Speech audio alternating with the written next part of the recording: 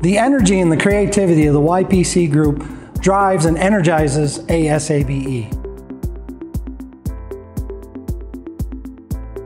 I was talking to Russell Persine, the amount of students who did not continue their professional membership in ASAE. And he introduced me to Chad Yago, who was the student president at the time. And we sat down and had quite a long conversation about things we could do to retain those members. And out of that meeting, along with several other people who were interested in the same thing, we came up with the idea of forming a young professionals community to try to help members as they transitioned out of their student membership into professional membership in their careers to stay active and involved in ASABE.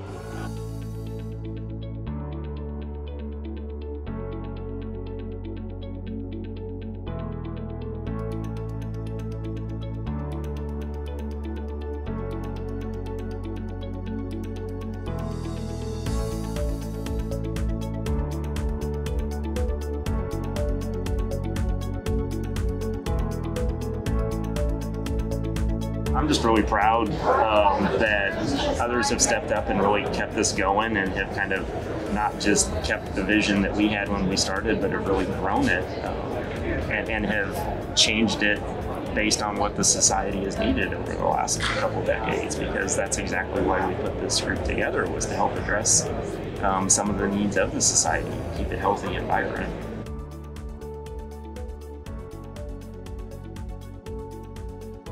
Most of the success that I've had in my career has been through contacts here at ASABE and the lifelong friends and professional and personal contacts I've made here. YPC was just a great opportunity. You kind of have this transition from being an undergraduate student to getting into your professional career. It's a great opportunity to network with people that are in that same stage of their professional development. There was a lot of mentoring opportunities to connect with folks that had kind of gone to the next level that still interface a little bit with YPC. I got involved in ASABE because my older brother was a biological systems engineering student as well. He was highly involved in tractor team, and as a good little sister, I followed in his footsteps and also became very involved in ASABE throughout my college career. I had the privilege of going to an international meeting in Portland, had a wonderful time at one of their social outings, and decided that that was something I wanted to participate as I grew into my career.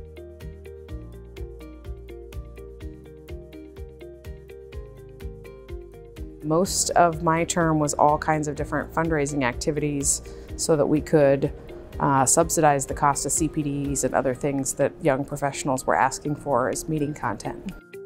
The first year of it, they had to hold the target for Fountain Wars for the competition and to get shot at with a fountain. The executive director at the time won it, and she had like her hair done in a fancy outfit, and thankfully one of the past presidents, I think, said, "I'll sub in for her," and put on his rain suit and stood out there holding a target. I mean, it's priceless. This stuff was good stuff. It was good, clean fun, and entertaining. We had pedal tractors donated that we then put into the silent auction and raffled off. But we also, to see who had to ride the pedal tractors in a race, donation cans, right? So which ASABE celebrity has to ride a pedal tractor? I was actually the last one to be able to choose my tractor, and so I ended up having to start way ahead of everyone else on a very slow tractor. And because of my head start, I was really close to winning at the end. Chuck Roth came up behind me on one of the fast tractors, and I was weaving back and forth trying to cut him off like I was in NASCAR. I grew up on a farm in Tennessee, and I knew from a pretty early age that I wanted to be an engineer. My dad bought an old New Holland bale wagon. And so this was a mechanical contraption that would pick all those hot, sweaty hay bales out of the field, carry them to the barn, and stack them in the barn, all from the seat of the tractor. And it just amazed me about how cool and innovative that was. And this is something that was designed and sold in the 70s, so it wasn't like any high technology, but the engineers that designed that thing figured out all the ways to make it work and work reliably. At Tennessee, I was able to get involved with ASABE at the local student branch and had some opportunities to get involved at our regional level. So this is back when we had the Southeastern Rally was a time it was getting started back then. I actually took a semester student exchange at Oklahoma State University. I met and had classes with Candy Engler. She basically roped me in while I was at Oklahoma State into the involvement with ASABE at the international level. If you didn't know about the YPC and who we were, who's not going to hear about the person at the meeting that has to ride a pedal tractor or kiss a pig? Right, serious.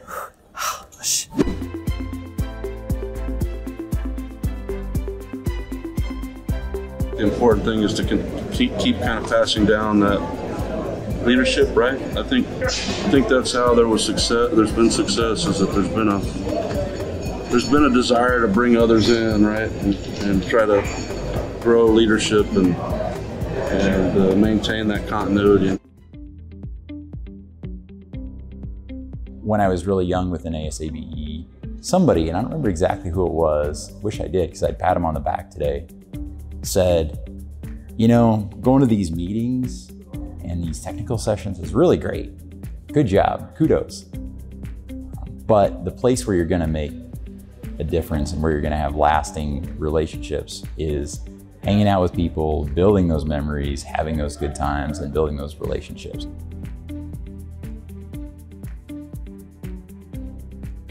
There's so many opportunities to work on teams, to collaborate, to work with people that aren't even from this country. You're going to build those skills, and I feel like I've really enhanced my skills in project management, time management, leadership. That's something tangible that I can take back to my employer and show the value of what I've done. That helps me professionally in my day-to-day job. As a student, we're very much trained to solve textbook-like problems, one particular answer. We may not feel comfortable making certain engineering decisions early on. And as a professional, we're expected to be able to solve a lot of messier, more complex engineering problems. And unless you've had some sort of experience, a good internship, a good co-op experience, a good leadership position, sometimes that transition can be a new and daunting task. And I found in my experience that YPC was a great place for me to learn from others, to kind of find my professional voice and figure out where I belonged within the profession. We took the representatives previously per the bylaws. They were all elected the same year and then they served for 2 years. And so the big change that we made for the bylaws during that time was to split those up so that we would have some more continuity, so that instead of being 2 years and everybody rolls off, everybody would roll off every other year. So half would roll off every year.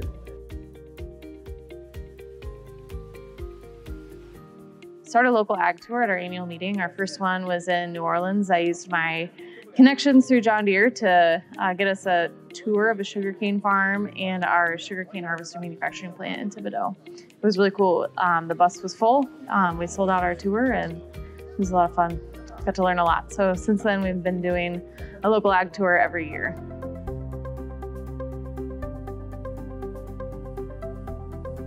Many of the early career professionals are also very early in the early stages of building their families and have small kids. So keeping them engaged and involved, having accessible childcare services during the meeting, that's one way that we can continue to support members within this group. We've also been very plugged into helping new members and maybe first-time attendees kind of navigate the meeting. So, the YPC has always hosted an on-site meeting orientation, but now they've even expanded that into an online orientation tool.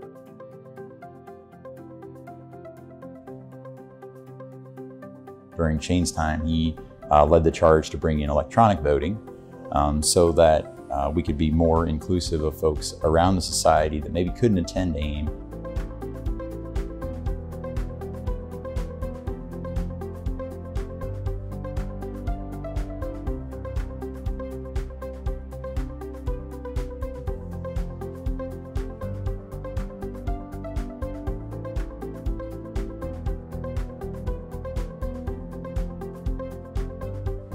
I was still a student. I didn't really know where I fit in. And it wasn't until I started to get involved with YPC that I really found my space. This community is really just a great place to kind of get started in the profession.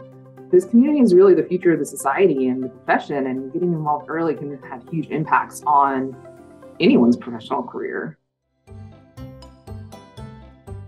One of my favorite memories was in Boston. We were preparing for the fun run, and there was a grocery store across the street from our hotel where we were gonna go get snacks for all the fun run runners.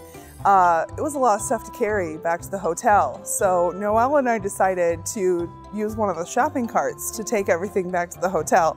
What we didn't know was there was a theft mechanism at the door that locked the wheels, locked the wheels on the cart, and we had to carry the grocery cart across a major highway in downtown Boston. We laughed so hard, and it's a good memory that we've held on to ever since.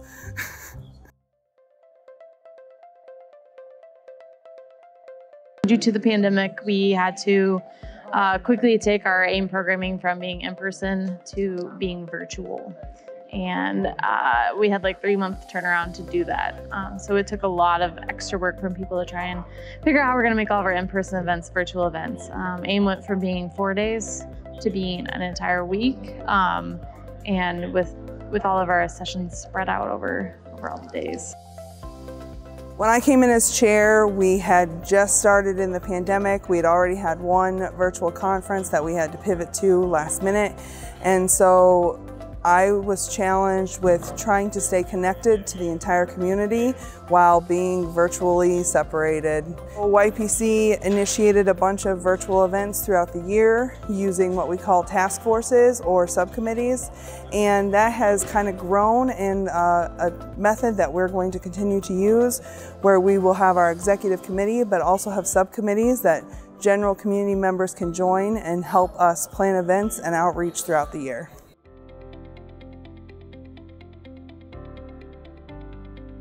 YPC members involved all over the society. And that's what kind of really makes it cool to look back at this 20-year anniversary, is how far YPC members have gotten engaged with the rest of the society.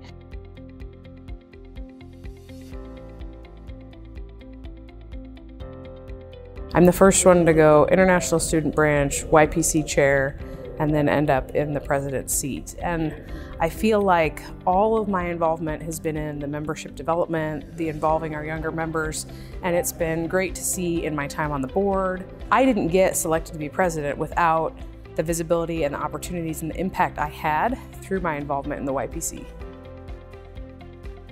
That was my main focus with helping to form YPC, was to try to retain student members as they transition into their career, and then maybe help them grow into future leadership positions in the society as well, as I transition from a YPC to an old PC.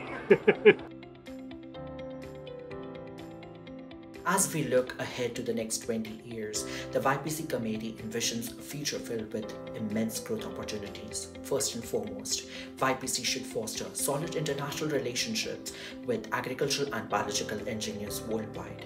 By cultivating global partnerships and collaboration, we can create a network of professionals united in pursuing innovation and sustainable solutions.